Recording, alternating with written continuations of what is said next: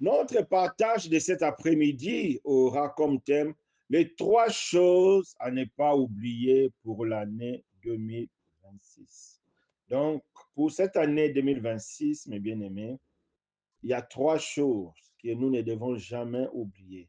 Nous devons toujours nous rappeler de ces trois choses parce que durant l'année 2026, comme dans toutes les années, on aura toujours des moments difficiles, des moments terribles, mais Dieu est là, Dieu est la solution. À travers de ces trois choses, la grâce de Dieu sera toujours avec nous. Si nous nous attachons à Dieu à travers sa parole, sa grâce sera toujours à notre côté. Et pour mieux comprendre ces trois choses, nous allons prendre l'histoire du fils aîné dans la parabole du fils prodigue. Parce que le comportement du fils aîné est aussi une leçon intéressante pour nous. Souvent, on se limite à étudier seulement le fils prodigue, c'est-à-dire le petit frère. Rarement, on étudie les grands frères. Aujourd'hui, par la grâce de Dieu, nous allons étudier les grands frères parce que son comportement est aussi une leçon pour nous. Le fils aîné est aussi l'image de chacun de nous. Parce que, étant des chrétiens, des fois, nous vivons dans la peur, dans le désespoir, sans raison, parce que telle ou telle situation ne marche pas, telle ou telle situation ne change pas. On vit dans le désespoir. On a l'impression comme si Dieu nous a abandonnés. On a l'impression comme si Dieu nous a oubliés. Oui, des fois, on peut penser que Dieu agit d'une manière injuste envers nous. Et pourtant, c'est vraiment sans fondement parce que notre Dieu ne peut pas agir d'une manière injuste. C'est comme le fils euh, c'est comme le fils aîné ici dans la parabole du fils prodigue. Donc, il a pensé que son père était contre lui. Il a pensé que son père ne l'estimait pas, ce qui était faux. Donc, et à travers de cette histoire, Dieu va nous montrer les trois choses que nous ne devons jamais oublier pour l'année 2026. Comme j'ai dit, 2026, comme toutes les années, nous aurons à passer par des sécheresses financières, par des sécheresses spirituelles, peut-être affectives. Et cela peut nous mettre dans des situations compliquées. Alors, pour ne pas sombrer, pour ne pas laisser à l'ennemi la porte de nous détruire, nous devons toujours nous souvenir de ces trois choses. Ça va vraiment nous aider. Parce que si nous ne nous souvenons pas de ces trois choses, nous risquerons de tomber dans l'hypocrisie. Vous savez, aujourd'hui, beaucoup de personnes, se disant chrétiennes, dans l'apparence, elles sont chrétiennes, mais au fond, elles vivent dans l'hypocrisie. Au fond, elle a une double vie. Il y a vraiment beaucoup de chrétiens qui ont une double vie. Comme ils ne peuvent pas enlever l'étiquette chrétien, alors aux yeux des hommes, il est chrétien, mais dans le secret, au fond de lui, il est vraiment éloigné du Seigneur, comme le fils aîné. Dans l'apparence, il était un bon fils, dans l'apparence, il était un bon serviteur, mais au fond, il avait le désespoir parce qu'il a dit, regardons verset 29, qu'est-ce qu'il a dit? Mais il répondit à son père, voici, il y a tant d'années que je te sers sans avoir jamais transgressé tes ordres. Jamais tu m'as donné un chevreau pour que je me réjouisse avec mes amis. Donc on voit, on sent qu'il avait quelque chose dans son cœur. Et pourtant, d'apparence, il était un bon fils. D'apparence, il était un bon serviteur. Donc, mes bien-aimés, tout au long de cette année 2026, comme toutes les autres années, comme j'ai bien dit, il y aura des temps compliqués, il y aura des temps difficiles, il y aura la sécheresse dans presque financière, spirituelle. Il peut y avoir la sécheresse dans beaucoup de domaines de notre vie. Mais cela ne doit pas nous donner l'occasion d'abandonner le Seigneur. Cela ne doit pas nous donner l'occasion de tourner les dos au Seigneur. Non. Nous devons demeurer fermes. Nous ne devons pas faire comme les fils aînés dans cette parabole. Alors, pour ne pas faire comme les fils aînés, nous devons garder les trois choses que nous allons comprendre à travers de son histoire. Donc, c'est ça notre message d'aujourd'hui, c'est-à-dire Dieu veut nous équiper pour ne pas sombrer tout au long de l'année 2026. Dieu veut nous équiper pour nous aider à tenir bon, parce que ça, c'est la vie, hein. Il y aura toujours la pluie sera toujours là. Quel que soit ce qu'on vit, la pluie sera toujours là. Donc, vraiment, que Dieu nous fasse grâce. Donc, sans tarder, nous allons lire cette histoire, que chacun de nous prenne sa Bible. Nous allons lire cette histoire et nous allons aussi essayer de comprendre ensemble et quelles sont les leçons que Dieu nous aidera à comprendre. Donc, nous prenons nos Bibles. Or, le fils aîné était dans le champ. Lorsqu'il revient, approcha de la maison, il entendit non, la musique et le danse. Il appela l'un des serviteurs et lui demanda qu'est-ce que c'était. Ce serviteur lui dit, ton père est, non, ton frère est de retour. Et parce que, euh, donc, pourquoi le fils aîné a eu à manifester un comportement qui n'était pas digne?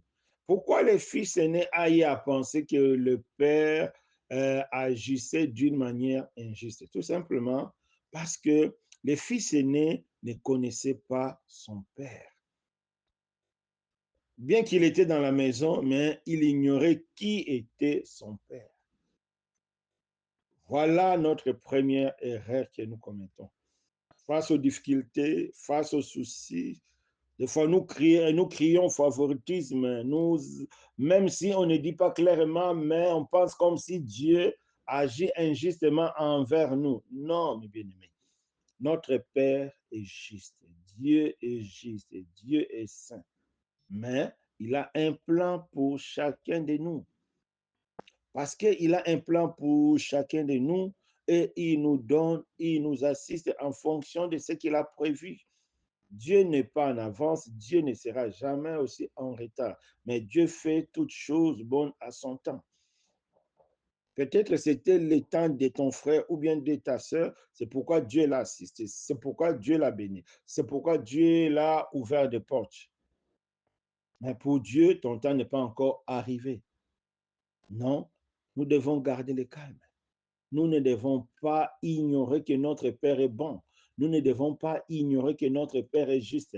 Nous ne devons pas ignorer que notre Père a un héritage. C'est ce que le Père a dit à son Fils. Tout ce que j'ai est à toi. Oui, notre Dieu a un plan merveilleux pour nous. Notre Dieu a prévu des choses pour nous, mais il nous donnera à son temps. Ici, c'est la terre et au ciel. Lui seul sait comment il a préparé. Mais nous savons que tout ce que Dieu fait est bon pour nous. C'est très important. Nous devons faire confiance à Dieu. C'est important. Regarde Sarah. Sarah, elle ne croyait pas qu'elle devait avoir un enfant. Elle était dérangée. Elle est même partie faire un plan pour que Agar puisse accoucher, tout simplement parce qu'elle n'avait plus confiance. Certainement, elle pensait que la promesse de Dieu n'était pas pour elle. Voilà. Mais un jour, lorsqu'elle a croisé Dieu à travers la visitation, Dieu l'a dit, c'est donc tu auras un enfant. Et nous savons, nous tous, qu'aujourd'hui, que Sarah avait un enfant. Donc, notre Dieu est fidèle, mais il fait chaque chose à son temps. Avant que Sarah puisse avoir Isaac, elle avait des pensées. Elle ne croyait plus, euh, bien que, euh, bien qu'elle était toujours là dans la présence du Seigneur, mais elle riait au fond parce que elle se disait que oui, mon vieux, mais tu dis de bonnes choses, mais moi, je suis encore stérile, mais moi, je suis encore vieille. Comment ça va se passer? Non, mes bien-aimés. Nous devons connaître notre Père. Nous devons connaître notre Dieu. Il est un Père juste. Il est un Père saint. Il fait chaque chose à son temps. Il n'est pas pressé. Il n'est jamais en erreur. Il n'est jamais dans les favoritismes. Non, notre Dieu nous aime nous tous de la même façon.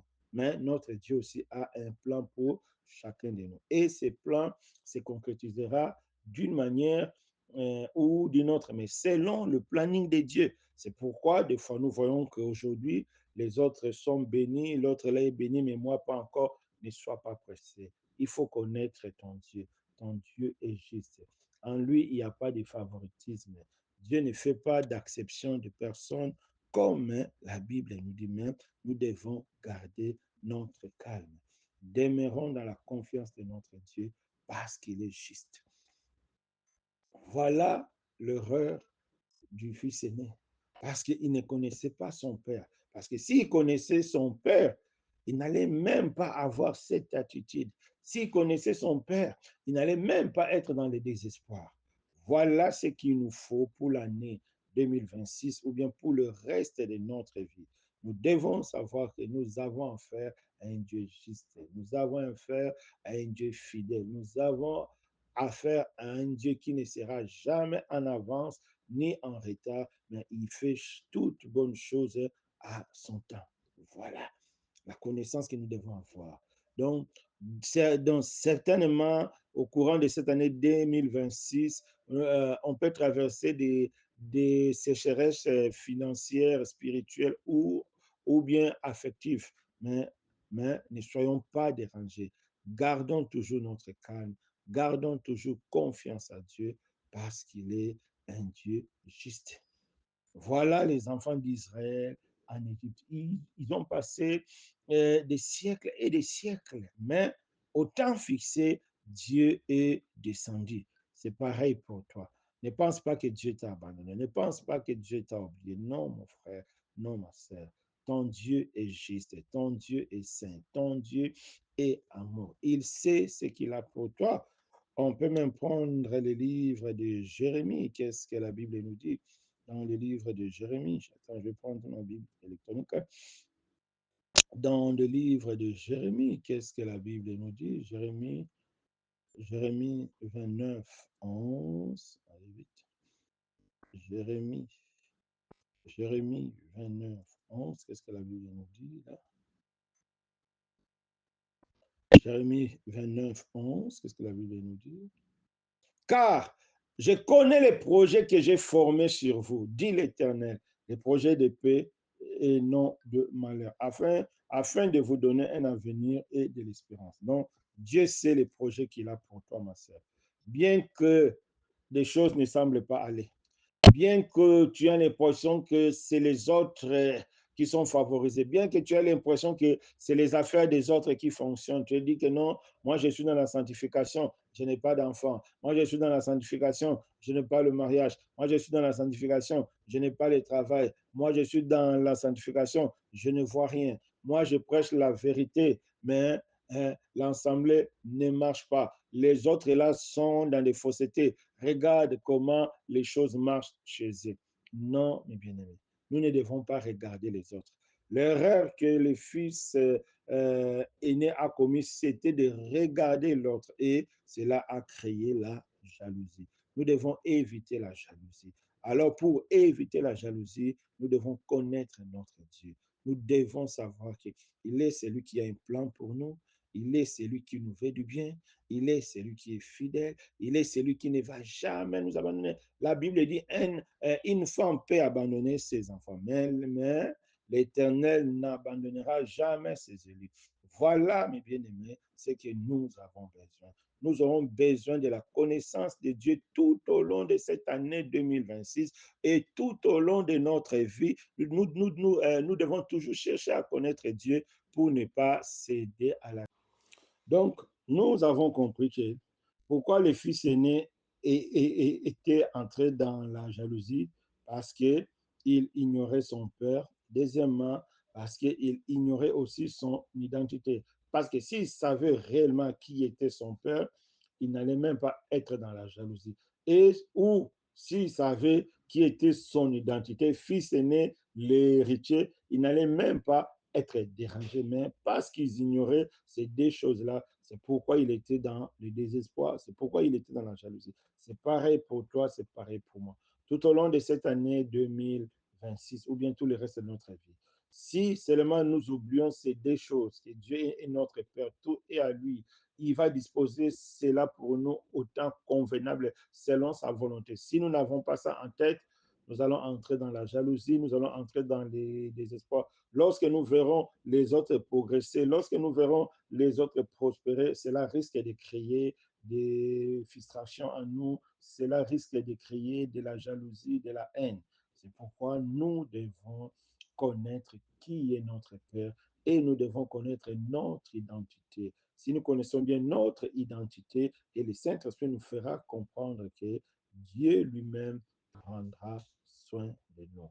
Et la troisième chose, nous devons toujours faire confiance à Dieu. Mais le fils aîné n'a pas fait confiance à son père. C'est pourquoi il a dit, depuis que j'ai travaillé avec toi, tu ne m'as rien donné. C'est-à-dire, il n'a pas confiance à son père. Et nous, nous devons faire confiance à Dieu. Confiance à Dieu, c'est la foi. Nous devons demeurer dans la foi. Nous devons compter sur Dieu. La foi, c'est lorsque nous comptons sur Dieu. La foi, c'est lorsque nous marchons conformément à la parole de Dieu. La foi n'est pas des émotions. La foi n'est pas des sentiments. Mais la foi, c'est l'observance de la parole de Dieu. La foi, c'est l'attachement à la parole de Dieu. La foi, c'est demeurer dans la parole de Dieu. Vous savez, mes bien-aimés, la seule la seule chose que nous avons besoin pour nous, les enfants de Dieu, c'est la foi. Parce que certainement, il y aura la tempête au courant de cette année 2026, comme dans les autres années. Il n'y a rien de nouveau sur cette terre. Il y aura de la tempête, il y aura des moments compliqués, il y aura des moments difficiles. Des fois, nous allons manquer de quoi nous nourrir, nous vêtir. Bref, il y aura des moments compliqués. Mais si nous demeurons dans la foi, Dieu sera toujours à nos côtés. C'est très important. Regardons Abraham. Il était dans la tempête. Il est parti avec Agar. Un moment, il a même proposé à Dieu, Élisée, des Damas. Mais lorsqu'il a compris qui était son Dieu, Abraham avait pris la résolution de vivre maintenant dans la foi, de demeurer dans la foi. Et nous connaissons la suite. Il a veillé Isaac. C'est pareil, mon frère. Les temps peut être longs, les temps peut être compliqués, mais demeurons dans la foi. Comptons sur le Seigneur. Il est notre Dieu. Faisons confiance à notre Dieu. Parce que si le fils aîné avait fait confiance à son père, il n'allait même pas entrer dans la jalousie. Il n'allait même pas être dérangé. Mais parce qu'il ne faisait pas confiance à son père, c'est pourquoi il a été dérangé. Voilà, mes bien-aimés, ces trois choses que nous ne devons jamais oublier. Tout au long de cette année 2026, quelles que soient les montagnes, quelles que soient les difficultés, quels que soient les soucis, nous devons toujours chercher à connaître notre Dieu, toujours chercher à connaître la volonté de Dieu.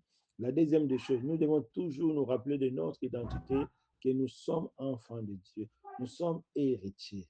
Mais comme j'ai dit, notre identité, c'est lié à notre destinée, d'abord le ciel. Étant des enfants de Dieu, notre priorité doit être le ciel. Premièrement, le ciel, pas autre chose. Et la troisième des choses, nous devons toujours garder la foi. Parce que la foi, c'est la seule chose qui nous permet d'être stable. La foi, c'est la seule chose qui nous permet de tenir bon. Sinon, nous allons entrer dans la jalousie, nous allons entrer dans la convoitise. On va dire, ah Seigneur, moi je marche dans la sanctification, je n'ai rien. Moi je marche dans l'obéissance, je n'ai rien. Moi aussi, je vais faire comme tous les autres. Non, non, non. Mais la foi est là pour nous empêcher d'en arriver là. La foi est là pour nous faire comprendre que nous devons toujours regarder à Dieu. Israël a fait plusieurs siècles, mais il a terminé par sortir. Donc, Dieu, il est fidèle. Mais bien aimé, voilà un peu la leçon qu'on peut tirer sur cette histoire du fils aîné dans la parabole du fils prodigue. Donc, nous devons toujours chercher à connaître notre Dieu. Nous devons toujours nous rappeler à notre identité en Christ et nous devons toujours avoir une foi totale en Dieu. Et nous allons voir, quelles que soient les difficultés, quel que soit tout ce qui peut arriver tout au long de l'année 2026, ces trois éléments-là vont nous aider à tenir ferme, vont nous aider à demeurer toujours dans la présence du Seigneur, à demeurer toujours obéissant. Que Dieu nous bénisse. Éternel Dieu des armées, merci pour ta grâce, merci pour tes bienfaits, merci, oh Dieu, pour ton amour. Oh Dieu, aide-nous vraiment à te connaître, à chercher toujours à te connaître. Aide-nous vraiment à nous souvenir toujours de notre identité. Nous sommes tes enfants, nous sommes tes héritiers. Aide-nous, Seigneur, à faire toujours confiance à toi, à demeurer dans la foi, parce que c'est toi qui le maître. Nous avons besoin de toi, Seigneur, au nom puissant de Jésus-Christ. Amen.